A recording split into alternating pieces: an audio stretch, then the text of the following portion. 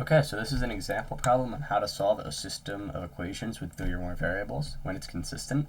So first, let's start out by labeling each equation as E1, E2, and E3. Alright, and now let's take E1 and add it to E2 so that the x variables will cancel out. So let's take E1, add it to E2, and that will yield 1 plus minus 1 for x, so 0x, added to 1 plus 2y, so that will give us 3y. And that's going to give us plus 1 plus 3z, so plus 4z. And that's going to equal to 4 plus 8, so 12. Now, let's do that again, because we need another equation that has two variables so that we can cancel one more variable out of this equation. So let's take E2 and add it to E3 so that the x variables will cancel again. So let's take E2 plus E3. So we're going to have negative 1 plus 1 for x, so again, 0x. Then we're going to have 2 plus minus 3y, so negative 1 for y. Then we're going to have 3 plus minus 1z, so we're going to get 2z. And then that's all going to be equal to 8 plus 3, so 11.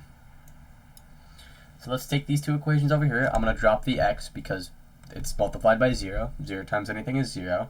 So we're going to have 3y plus 4z is equal to 12. And then we're going to have negative y, because the 1 can just be dropped, it's just a 1, plus 2z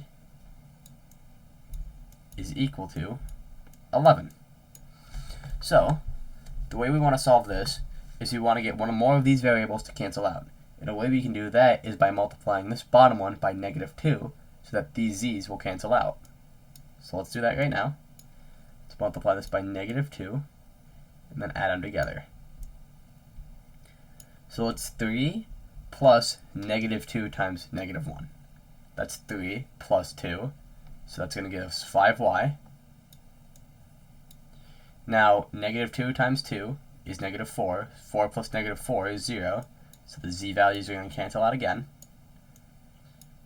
And then 12 plus 11 times negative 2 is going to be 12 minus 22.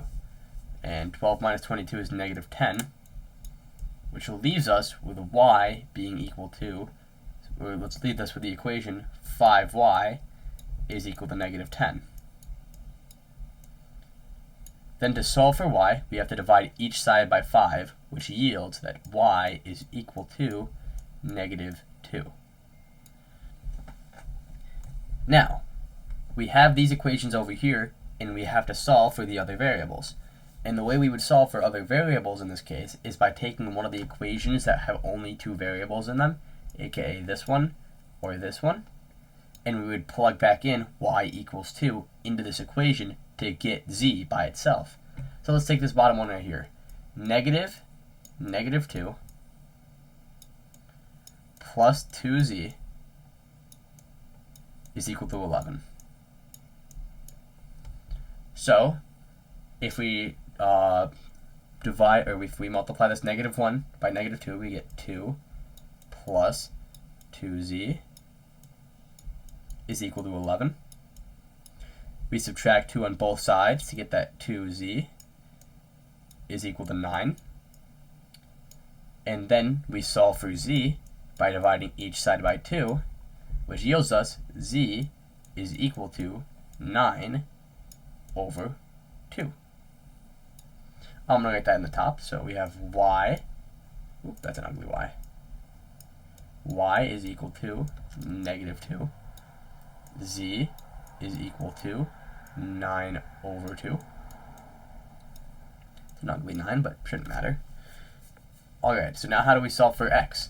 Well, we take one of these top equations up here, now that we have both y and z, and we plug in for y and z to get x by itself. So let's take this top one right here. Let's plug in that y is equal to -2 and z is equal to 9/2. So we have x plus -2 plus 9/2 is equal to 4. Now, to get x by itself, we have to add over a 2 to cancel this 2 to this side, and minus a 9/2 to this side to get x by itself.